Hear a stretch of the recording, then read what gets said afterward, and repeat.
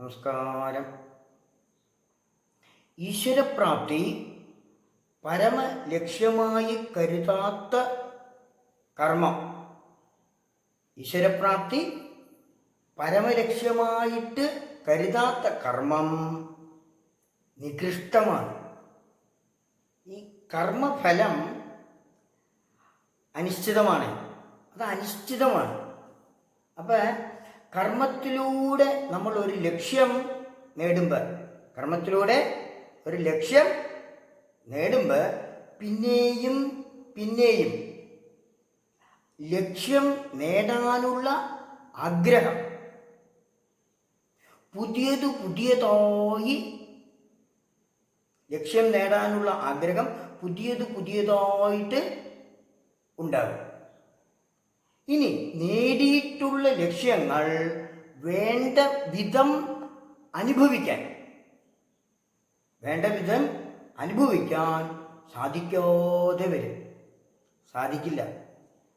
പക്ഷേ നമ്മൾ പുതിയ ലക്ഷ്യങ്ങൾ നേടാനുള്ള പ്രയത്നം തുടർന്നുകൊണ്ടേയിരിക്കും. അതങ്ങനെ തുടർന്നുകൊണ്ടേയിരിക്കും. ഭൗതികമായിട്ട് എന്തൊക്കെ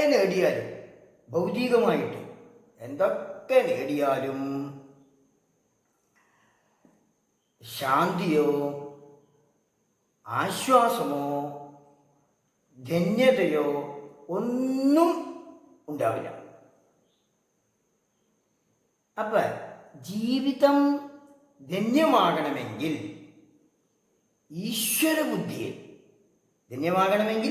ഈശ്വരബുദ്ധിയിൽ അഭയം പ്രാപിച്ച് കർമ്മം ചെയ്യണം. അല്ലേ? ഈശ്വരബുദ്ധിയിൽ അഭയം പ്രാപിച്ച് കർമ്മം ചെയ്യണം. കർമ്മഫലം എന്തു തന്നെ ആയാലും, അത് എന്തു തന്നെ ആയാലും അത് ഈശ്വരേച്ഛയ്ക്ക് വിട്ടുകൊടുക്കണം. അതങ്ങനെ വിട്ടുകൊടുക്കണം.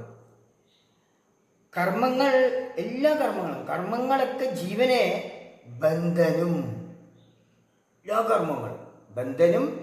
ദുഃഖിയും ആക്കി തീർക്കും. അനാദികാലം മുതൽ ജീവനെ കർമ്മം ബന്ധിച്ചിരിക്കുകയാണ്. അനാദികാലം മുതൽ. അപ്പം അതിൽ നിന്നും അതിൽ നിന്ന് വിട്ടു നിൽക്കാനോ കർമ്മം ചെയ്യാതിരിക്കാനോ സാധ്യമല്ല. അതുകൊണ്ട് കർമ്മം ചെയ്യുമ്പോൾ കർമ്മത്തിനല്ല ജ്ഞാനത്തിനാണ് പ്രാധാന്യം കൊടുക്കേണ്ടത്. കർമ്മത്തിനല്ല ജ്ഞാനത്തിനാണ് മുഖ്യത്വം കൊടുക്കേണ്ടത്. ജ്ഞാനത്തോടു കൂടി ചെയ്യുന്ന ഏത് കർമ്മവും, അത് എന്ത് കർമ്മമായിക്കോട്ടെ, ഏത് കർമ്മവും സുഖദുഃഖങ്ങളിൽ നിന്ന്, പുണ്യ പാപങ്ങളിൽ നിന്നും രക്ഷപ്പെടുത്തും.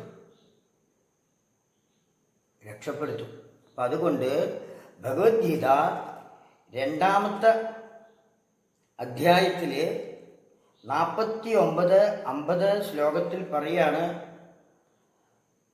ദൂരേണ ഹ്യവരം കർമ്മ ബുദ്ധിയോഗാധനഞ്ജയ ബുദ്ധൗ ശരണമന്വിച്ഛ കൃപണാബലഹേതവഃ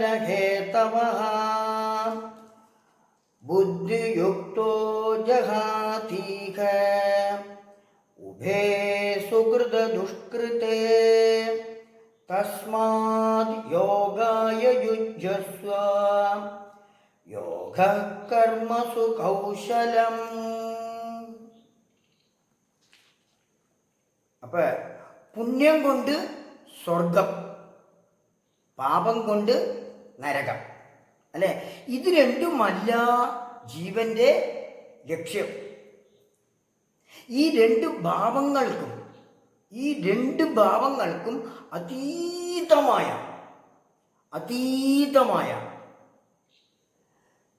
അതീതമായിട്ടുള്ള നിലയിൽ നിൽക്കലാണ് യോഗം. അങ്ങനെ യോഗസ്ഥനായി വേണം കർമ്മം ചെയ്യാൻ. ഇപ്പൊ കർമ്മം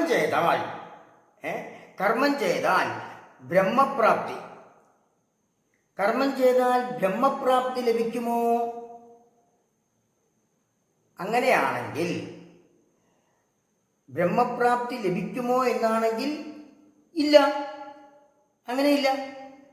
ജ്ഞാനസമ്പന്നനായാലും ബ്രഹ്മപ്രാപ്തിക്ക് തടസ്സമായിരിക്കുന്നത്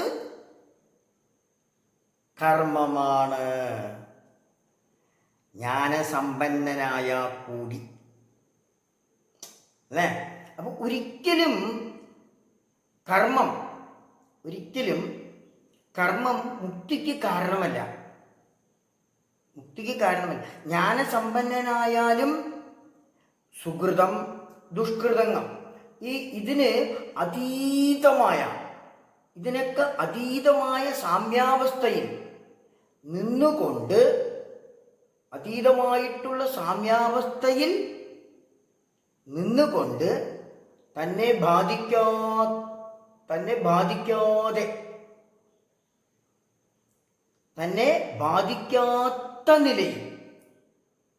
തന്നെ ബാധിക്കാത്ത നിലയിൽ കർമ്മം ചെയ്യണം. അങ്ങനെയാണ് കർമ്മം ചെയ്യേണ്ടത്. അപ്പൊ യോഗ കർമ്മസു കൗശലം. ഈശ്വര ബുദ്ധി പുണ്യപാപങ്ങളെ അകറ്റി അവിടെ മുക്തിക്ക് ഹേതുവാണ്. മുക്തി സംഭവിക്കുകയാണ്. അപ്പൊ ഈ യോഗബുദ്ധി അഭ്യസിച്ചു തുടങ്ങുമ്പോൾ